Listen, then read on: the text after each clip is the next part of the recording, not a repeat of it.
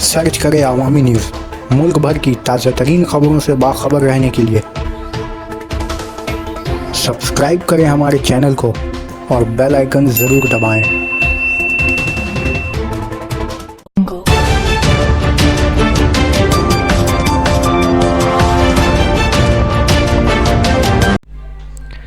बंगाल में बीजेपी को 2.5 करोड़ लोगों ने वोट दिया। अमित शाह। मरकजी वज़ीर दाखिला अमित शाह आज कोलकाता में नेताजी इंडोर स्टेडियम में लोगों को खिताब के दौरान कहा कि बंगाल में हमें जहां साल 2014 में सिर्फ 2 सीटें मिली थी, वहीं इस साल 18 हासिल हुई, जिसमें 2.5 करोड़ लोगों ने मोदी जी पर भरोसा किया। लेकिन उसके बावजूद अब भी हमारे पार्टी वर्करों पर हमले हो रहे हैं और हाल के दिनों में हमारे 30 वर्कर्स मारे गए। साथ ही अमित शाह ने एक बार फिर से एनआरसी का मसला उठाते हुए कहा कि मुल्क में किसी भी जगह दुरंदेज लोगों को पनाह नहीं दी जाएगी, लेकिन हिंदुओं, सिखों, जैनों, ईसाइयों को पनाह गज़ीन का दर्जा देने के साथ ही नई सिटीजन बिल पास होने के बाद उन्हें मुकम्मल शहरियत दी जाएगी।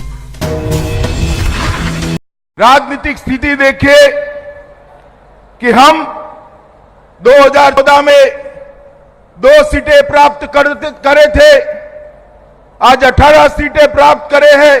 पूरा बंगाल भाजपामय बन गया है। 40% वोट भारतीय जनता पार्टी को मिले हैं। लगभग 2.5 करोड़ बंगाली जनता ने भारतीय जनता पार्टी के कमल निशान पर वोट देकर मोदी जी का समर्थन किया है। मित्रों, आज मैं आपको कहना चाहता हूं, ये सब होने के बाद भी हमारे कार्यकर्ताओं पर संतरास का आघात समाप्त नहीं हुआ है। विगत 4 महीनों के अंदर भी हमारे 30 कार्यकर्ता शहीद हो गए हैं। 30 कार्यकर्ताओं को मौत के घाट उतारा है।